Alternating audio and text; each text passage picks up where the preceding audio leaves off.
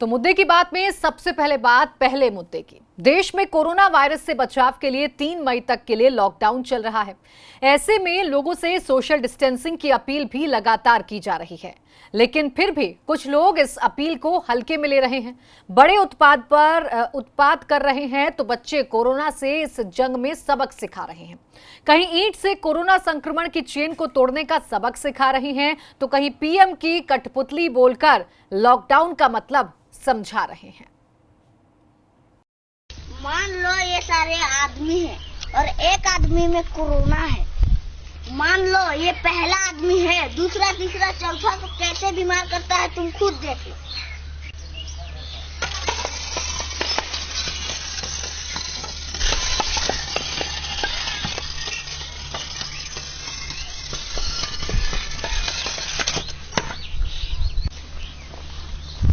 समझ में आया कि कोरोना कैसे फैलता है? हाँ। Yes sir. तो सर इस बीमारी से कैसे बचा सकते हैं सर? सिंपल। तो चलिए एक बार फिर करके दिखाते हैं। Yes sir. मान लो ये सब इंसान है और एक इंसान में कोरोना बीमारी है, बिल्कुल इस तरह। प्रगति जल्दी से एक इंसान को हटा दो। जो बात इन छोटे छोटे बच्चों ने बड़ी आसानी से समझा, उस बात को बड़े बड़े भी लाख कोशिशों के बाद भी नहीं समझ रहे हैं। कैसे बीमार करता है तुम खुद देख लो।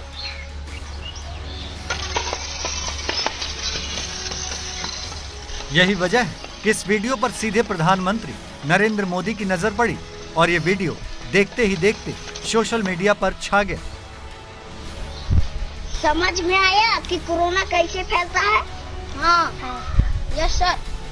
तो वीडियो में आप देख सकते हैं कि कैसे ये बच्चे ईंटों के जरिए महामारी कोरोना के संक्रमण चेन को तोड़ने का संदेश दे रहे हैं। एक बच्चा इस वीडियो में अपने साथ कई बच्चों को लिए खड़ा है। वो पहले कतार में मौजूद इन ईंटों को गिराकर संक्रमण की चेन को समझाता है। समझ में आया कि कोरोना कैसे फैलता है? हाँ। Yes sir.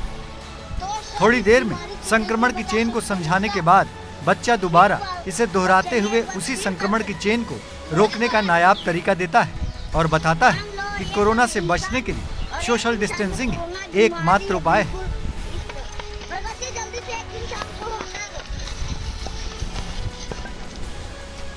सोशल मीडिया पर वायरल ये वीडियो प्रधानमंत्री नरेंद्र मोदी ने अपने ट्विटर अकाउंट पर शेयर भी किया है, जिसमें पीएम मोदी ने इन नन्हे कोरोना वॉरियर्स की तारीफ भी की है। इस वीडियो से हर किसी को सीखने की जरूरत है कि अगर वक्त रहते हमने सोशल डिस्टेंसिंग का पालन नहीं किया तो कोरोना संक्रमण लाखों लोगों को अपनी चपेट में ले सकता है। समझ में आया कि कोरोना कैसे फैलता है? हाँ। Yes sir. तो सर इस बीमारी से कैसे बचा सकते हैं सर? सोशल मीडिया पर वायरल हो रहे सामाजिक संदेश वाले वीडियो को खुद पीएम मोदी भी रीट्वीट कर रहे हैं और लोगों तक संदेश पहुंचा रहे हैं। ऐसा ही एक और वीडियो खुद प्रधानमंत्री नरेंद्र मोदी ने ट्वीट किया है।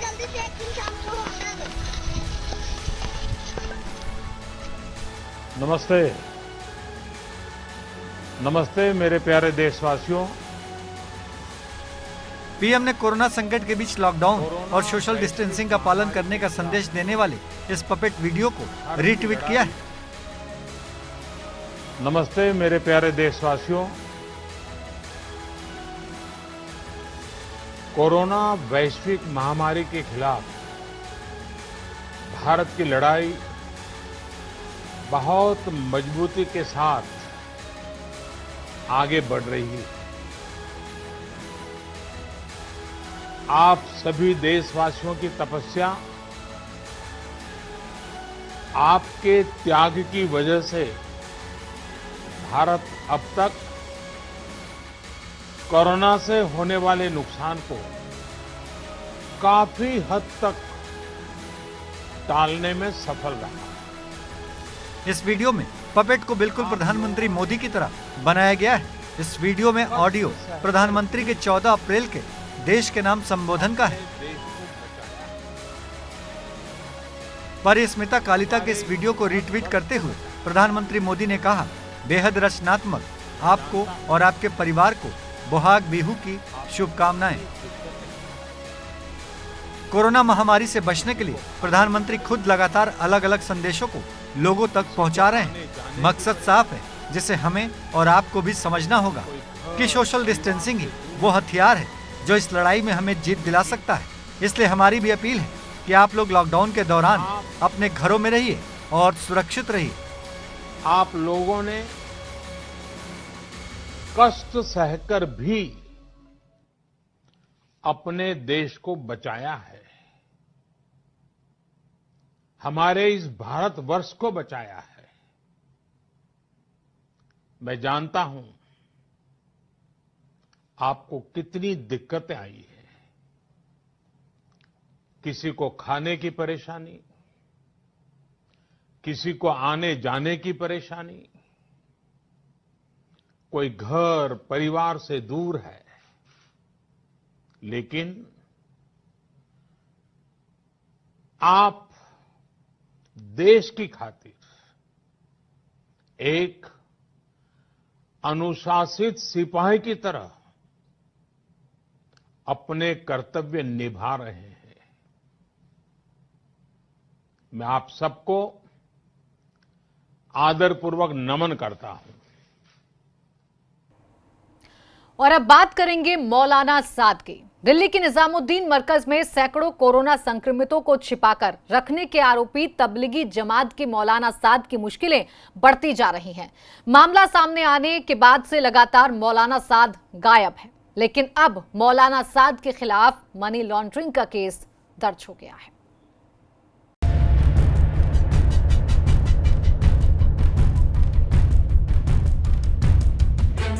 तबलीगी जमात का अमीर मौलाना साद, कोरोना फैलाने का आरोपी मौलाना साद।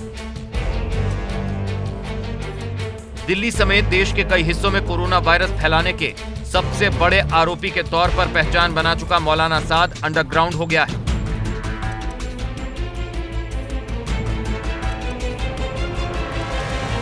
तबलीगी जमात का अमीर यानी मुखिया मौलाना साद दिल्ली के निजामुद्दीन इलाके के मरकज कांड के बाद से फरार चल रहा है।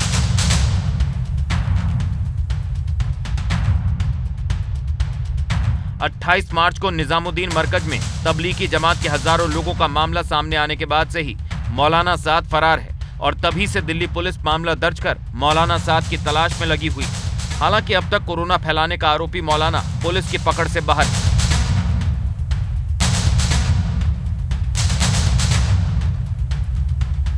लेकिन 3 हफ्तों से पुलिस की गिरफ्त से बचने के लिए छिपते फिर रहे मौलाना साद के खिलाफ शिकंजा कसने लगा है। प्रवर्तन निदेशालय ने मौलाना साद के खिलाफ मनी लॉन्ड्रिंग का केस दर्ज किया है। दरअसल मौलाना साद पर विदेशों से भारी भरकम फंड लेने का आरोप है।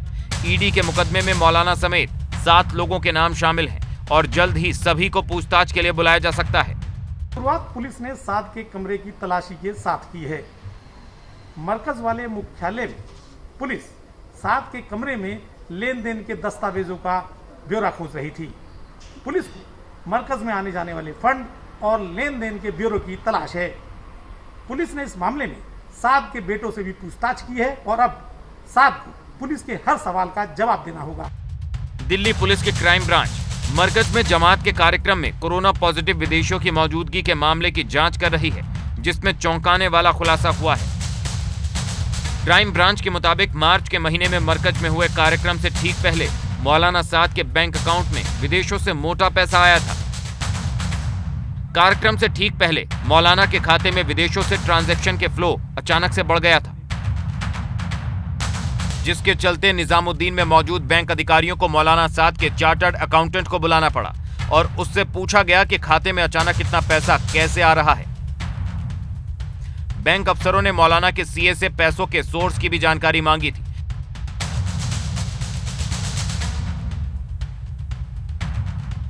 कि आखिर कौन लोग हैं जो मौलाना साद के खाते में पैसा डाल रहे हैं और इतने पैसों को किस मकसद के लिए भेजा गया है। लेकिन इस मामले में तबलीगी जमात के प्रवक्ता के अलग ही तर्क है। तबलीगी जमात के मुताबिक विदेशों से जो भी पैसा आया वो मौलाना साद के निजी खातों में भेजा गया। ऐसे में मनी लॉन्ड्रिंग जैसे किसी भी तरह के आरोप बेबुनियाद है। नहीं, मुझे तो मैंने अकाउंट नहीं चेक किया कौन सी कहाँ से अचानक आ गई। दूसरी चीज़ आपने बताया कि उनके अकाउंट में आई है। मैं आपको बता दूं, आज की तारीख में अगर कोई आदमी को इलीगल मनी चाहिए होगी तो वो अपने अकाउंट में नहीं मंगाएगा। इवन आप नॉर्मल ट्रांजैक्शन 10-20 हज़ार के लोग जब कहते हैं तो मना करते कि नहीं अकाउंट में मत करना। तो मुझे नहीं लगता है कि किसी तरीके का कोई गलत काम हुआ होगा। ये सिर्फ एक साजिश है, मैंने जैसे आपको बताया शुरू में। मतलब आपका कहना है कि ईडी जो जांच में जो सब कुछ पा रही है वो साजिश? मैंने कुछ भी नहीं कहा ऐसा कि वो गलत है कि नहीं। मैंने कहा कि आज की तारीख में हर आदमी को पता है कि अकाउंट में अपना पैसा नहीं मंगाना है।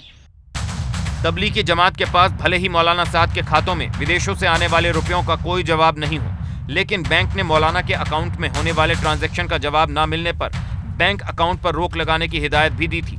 और अब भी विदेशी फंड की जानकारी नहीं मिलने के बाद क्राइम ब्रांच और ईडी ने मरकज में फंडिंग के हवाला कनेक्शन को भी खंगालना शुरू कर दिया है। Bureau report, ABP Ganga. वहीं कोरोना संक्रमित जमातियों को मरकज में छिपाने का आरोपी मौलाना साद 28 मार्च के बाद से पुलिस की पकड़ से दूर है। दिल्ली पुलिस की क्राइम ब्रांच इस मामले की जांच कर रही है और लगातार मौलाना की तलाश में लगी हुई है, लेकिन अब तक मौलाना साद का कोई सुराग हाथ नहीं लगा है।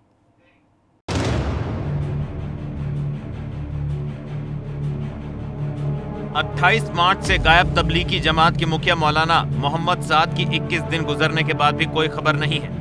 दिल्ली पुलिस पिछले कई हफ्तों से लगातार जमात के लीडर मौलाना साद की तलाश में लगी हुई है, लेकिन अब तक पुलिस को मौलाना की सही लोकेशन का पता नहीं चल पाया है। मौलाना साद पर दिल्ली के निजामुद्दीन मरकज में विदेश से आए कोरोना संक्रमित जमातियों को छुपाकर रखने का आरोप है। यही वजह है कि पुलिस की नजर में मौलाना साद कोरोना का सबसे बड़ा विलेन है।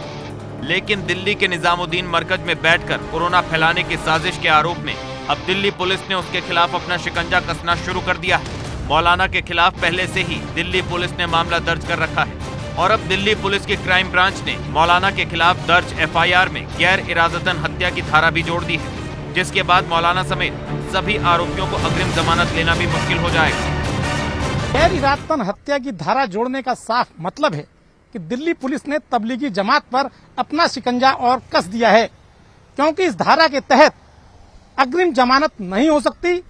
28 मार्च को निजामुद्दीन मरकज में कोरोना संक्रमित जमातियों का मामला सामने आने के बाद से ही मौलाना साद गायब है। तब उसने खुद को क्वारंटीन करने की बात कही थी, लेकिन 14 दिन की क्वारंटीन की मियाद खत्म होने के बावजूद ना तो मौलाना साद का पता चला है और न ही उसका कोई सुराग हाथ लगा है। लेकिन तबलीगी जमात का कहना है कि मौलाना साद ना तो फरार है और न ही छिप रहा है और वक्त आने पर वो खुद ब खुद सबके सामने आ जाएगा।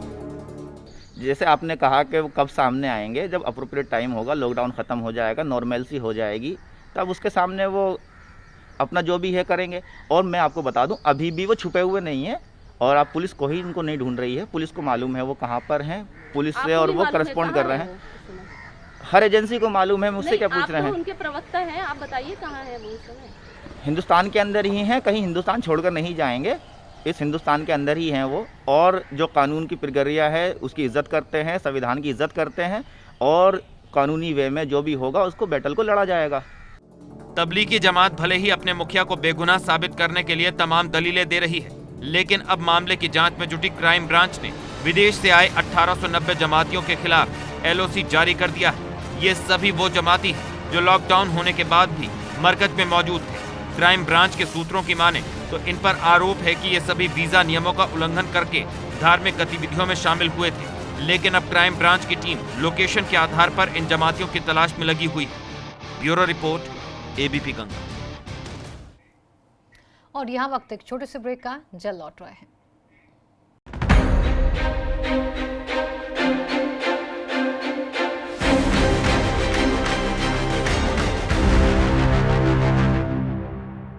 ब्रेक के बाद स्वागत है आपका। कोरोना को लेकर जरा सी लापरवाही आपको बीमारी का खुला न्योता दे सकती है। ऐसा ही कुछ होने वाला था नोएडा और मेरठ में, जहां डॉक्टर्स के कवच के साथ हुई है बहुत बड़ी लापरवाही। जी हम बात कर रहे हैं घटिया पीपीई किट की, जो नोएडा और मेरठ के अस्पतालों तक पहुंची थी। देखिए रिपोर्ट।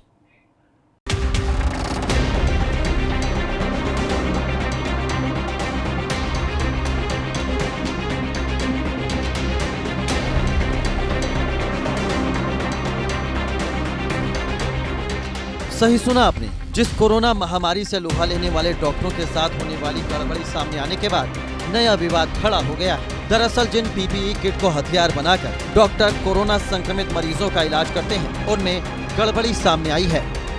कोरोना काल में पीपीई किट में गड़बड़ी। जिस कोरोना महामारी ने पूरी दुनिया को हिलाकर रख दिया, उस कोरोना काल में सामने आई है पीपीई किट में गड़बड़ी। ये गड़बड़ी है या लापरवाही, लेकिन इसके सामने आते ही प्रशासनिक गलियारों में हड़कंप मचा है। सवाल ये कि आखिर कौन है डॉक्टरों की जिंदगी से खिलवाड़ करने वाला। गड़बड़ पीपीई किट कैसे जारी की गई? जहां एक तरफ देश कोरोना संक्रमण की चेन को तोड़ने के लिए जी जान से जुटा हुआ है, डॉक्टर अपने परिवारों की चिंता छोड़ देश की सेवा में जुटे हुए हैं, तो वहीं कुछ ऐसे लोग हैं जो इस संकट की घड़ी में डॉक्टरों की जिंदगी से खिलवाड़ कर रहे हैं। उत्तर प्रदेश में पीपीई किट की खरीदारी में गड़बड़ियों ने सबके होश उड़ा दिए हैं। डॉक्टरों की जान से खेलने की इस साजिश ने सनसनी फैला दी है। कोरोना जैसी महामारी के इलाज में भी लापरवाही के खुलासे ने देश के सामने एक नई चुनौती खड़ी कर दी है। जिन कोरोना पॉजिटिव पेशेंटों का इलाज डॉक्टर पीपीई किट पहनकर करते हैं, दरअसल वो पीपीई किट मानकों के अनुरूप नहीं है। ये खबर सामने आई है नोएडा और मेरठ से, जहां घटिया पीपीई किट अस्पतालों में डॉक्टरों को सप्लाई की गई है। एबीपी गंगा से मेरठ मेडिकल कॉलेज के प्रिंसिपल आरसी गुप्ता ने खास बातचीत में बताया कि कई बिंदुओं पर ये किट फेल थी। यही वजह रही कि शासन को लिखित में इसकी शिकायत की गई और शासन ने भी तत्काल एक्शन लेते हुए इन सभी किटों को वापस मंगा लिया है। हमारे साथ खुद आरसी गुप्ता जी मौजूद हैं। सर, क्या था पूरा प्रकरण, कितनी किट थी और क्या उनमें मानकों में कमी पाई गई? ऐसा है कि 100 किट हमारे पास लखनऊ से आई थी।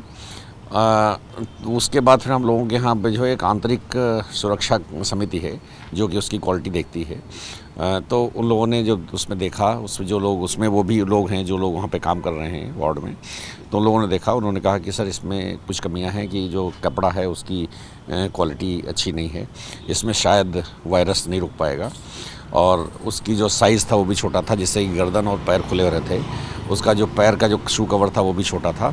तो इस तरह कई कमियां थी, वो इंगित करके हमने भेज दी थी।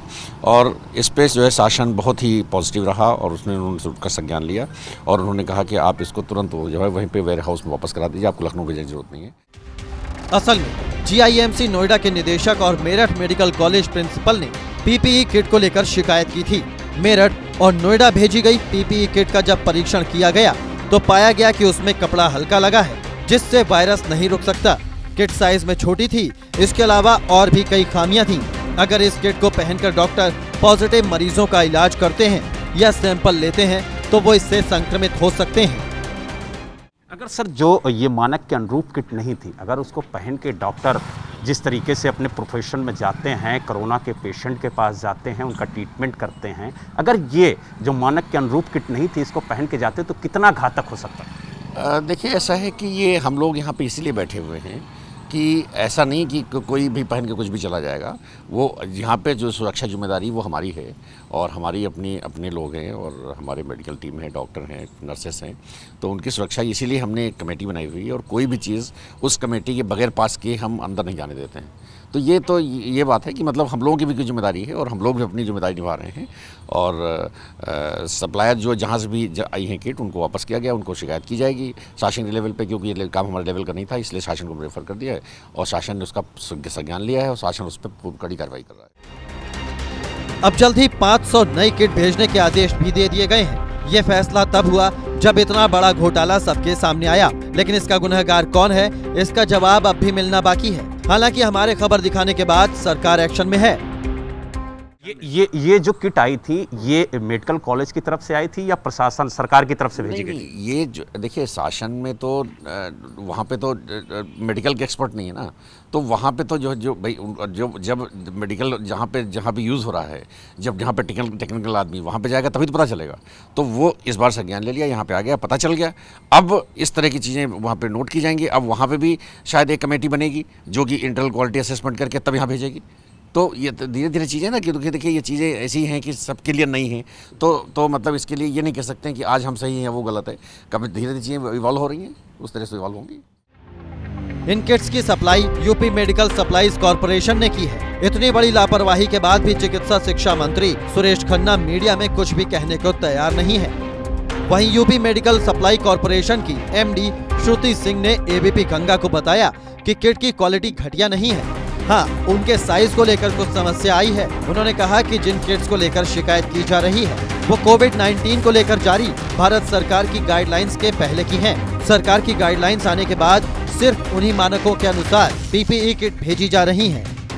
पहले मैं ये बताना चाहूँगा कि ये जो किट्स हमने अभी उपलब्ध कराए थे मेरठ में और नोएडा में, ये हमने अक्टूबर 19 में हमने ख़रीदा था। अक्टूबर 19 में हमने ख़रीदा था कमेटी के द्वारा और 115 रुपये में ख़रीदा था। इसका मुख्य उद्देश्य उस समय था H1N1 जो स्वाइन फ्लू है और उस समय थोड़ा डेंगू का प्रकोप चला था, उनके जांचों करने के लिए वहाँ के स्टाफ के लिए ये पर्याप्त मात्रा में ISO स्टैंडर्ड का कमेटी द्वारा उसको फैसला करके ये हमने तब ख़रीदा था। और उस समय हमारा पूरा काम उस समय चला था जब ये बीमारियां चल रही थी। हम सभी जिला अस्पतालों में और जहां जहां आवश्यकता थी वहां हमने भेजा भी था, काम भी चल रहा था। इस समय जब कोरोना आ गया था तो कोरोना में आवश्यकता पड़ी और पूरे देश में आवश्यकता पड़ गई, एक साथ विश्व में भी कमी आ गई, तो हमने भी अपने ऑर्डर सब जगह प्लेस किए थे। और जब तक हमारे ऑर्डर दूसरे नहीं आ पाए थे तो इसको हमने कुछ जगह पर हमने दिया था। और जहां से ये सूचना जो आज आप बता भी रहे हैं, जिसमें सूचना प्राप्त हुआ कि ये अधोमानक है। यूपी मेडिकल सप्लाई कॉरपोरेशन का बयान और स्वास्थ्य मंत्री का बयान भी एक जैसा है। दोनों ही लोग गड़बड़ किटों को कोविड-19 की गाइडलाइन आने से पहले का बता रहे हैं। सर के जो उसकी गुणवत्ता पर सवाल उठ रहे हैं, वो किसी भी तरह से गुणवत्ता में कॉम्प्रोमाइज़ नहीं है? नहीं, वो कुछ नहीं है। वो तो देखिए आप जब बता रहे हैं वो 115 रुपया का था और ये 1086 रुपया का है। दो चीज़ तो बहुत अंतर है। उस समय की बीमारी के लिए भी वो पर्याप्त था, पूरा आपका सर ढक देता है, नीचे ज़मीन तक वो पूरा कवर कर लेता है। ऐसा नहीं था, मगर हो सकता है कि कोविड के लिए उसकी मानक उस समय अलग था। उस समय तो कोविड आया नहीं था। आज के हिसाब से जो अंतर्राष्ट्रीय मानक है और जो गवर्नमेंट ऑफ इंडिया का हमारे जो निर्देश आते हैं तो हम वही वाला लेते हैं जो वो हमको रिकमेंड करते हैं और उसका जो क्राइटेरिया है वो उसी को हम मानते हैं। तो उनके माध्यम से जो भी दिया जा रहा है आज केंद्र सरकार के द्वारा हमको सहयोग किया जा रहा है और हम अपने टेंडर के माध्यम से जितना हम खरीद पा रहे हैं वो जल्दी से जल्दी हम लोग दे रहे हैं। और मुझे लगता है 2-3 दिन में पर्याप्त मात्रा में सभी मेडिकल कॉलेजेस में जहाँ भी टेस्टिंग लैब्स हमारे हैं वहाँ भी पहुँच जाएंगे। और जो हम इमरजेंसी सर्विसेज प्रारंभ करना चाह रहे हैं जिला स्तर पर, वहाँ भी हमारे किट्स ये सब पहुँच जाएंगे। जो किट शासन खरीद रहा है उनके परीक्षण के लिए कोई टीम नहीं बनी है। शायद यही वजह है कि ये किट परचेज कर ली गई है। लेकिन वो तो डॉक्टरों की सतर्कता कहिए कि वक्त रहते किट की खामियों को पहचान लिया गया। जो किट थी उसमें कई खामियां थी, उनको चिन्हित करके सरकार को अवगत कराया गया था और सरकार ने भी तत्काल एक्शन लेते हुए उन सभी किटों को वापस मंगाया और जो मानक के अनुरूप किट हैं उन्हें भिजवाने के आदेश भी दिए हैं। तो कहीं ना कहीं ये किट घातक हो सकती थी, लेकिन डॉक्टरों की और जो टीम है, एक्सपर्ट है, जो इसको चेक कर रही थी, उसकी सूझबूझ से एक बड़ा हादसा भी कहा जा सकता है कि टल गया। लेकिन यहाँ बड़ा सवाल उठता है कि इतनी बड़ी लापरवाही कैसे हुई? बिना जांच के किटों को कैसे अस्पतालों तक भेजा गया? सफाई कितनी भी दी जाए, लेकिन इस मामले में लापरवाही साफ दिखाई दे रही है, जिस पर कार्रवाई होनी ही चाहिए। मेरठ से बलराम पांडे के साथ लखनऊ से शैलेश अरोड़ा की रिपोर्ट, एबीपी गंगा।